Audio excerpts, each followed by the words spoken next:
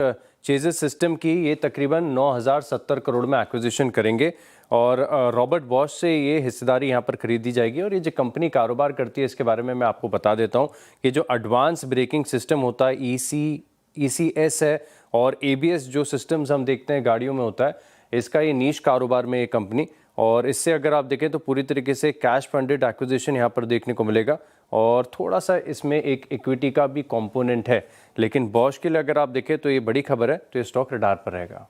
एक info as का अगर अपडेट आप देखें तो थोड़ा सा आपको नजर आएगा कमजोर साइड पर। कारण ये कि इनका जो 99 एकर्स बिजनेस है इसमें ग्रोथ आपको देखने को मिली है पिछले साल के मुकाबले सिर्फ 2% की, मात्र 2% की ग्रोथ यहाँ पर देखने को मिली।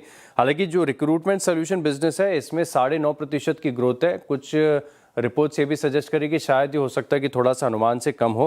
वहीं जीवन साथी बिजनेस आप देखें तो इसने अच्छा ग्रो किया है, तकरीबन पिछले साल के मुकाबले 21% की ग्रोथ देखने को मिली। तो हो सकता है कि जो 99 एकर्स की बहुत ही कमज़ोर ग्रोथ यहाँ पर देखने को मिली, इसके चलते स्टॉक रिएक्ट करता हुआ नजर आए। अब बात कर लेते हैं सिग्नेचर ग्लोबल की। और लगातार आप देखें तो पिछले क्वार्टर में भी कंपनी ने अपडेट देकर ये बताया था, जब प्री सेल्स इन्होंने गाइडेंस को घटाया कि यहाँ पर थोड़े से कुछ सिनारियोज बदल रहे हैं, उसके बाद से लगातार बड़े कमज़ोर अपडेट्स देखने को मिल रहे हैं।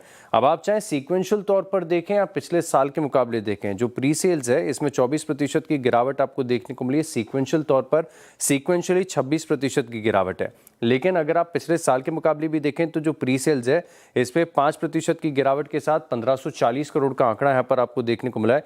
कलेक्शंस पिछले साल के मुकाबले 22% घटकर 910 करोड़ हुए हैं। एरिया जो सोल्ड है ये 27% घटा है, 9.9 लाख स्क्वायर फीट का आंकड़ा यहाँ पर देखने को मिला। और बड़ी बात यह कि अगर आप नंबर ऑफ यूनिट्स सोल्ड के लिहाज से भी देखें तो 368 यूनिट्स का आंकड़ा है, लेकिन ये पिछले साल से 38% कम है। तो सिग्नेचर ग्लोबल की तरफ से बेहद कमजोर अपडेट।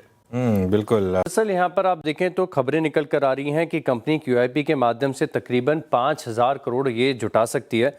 और इसमें आप देखें तो एक बेस इशू होगा और अपसाइज का ऑप्शन भी दिया जाएगा। तकरीबन 2,500 करोड़ का जो है बेस इशू है और अपसाइज का ऑप्शन है फर्दर आपको 2,500 करोड़ के आसपास का, जिसके चलते आप देखें तो इक्विटी डाइल्यूशन आपको बढ़ा 15% का देखने को मिल सकता है।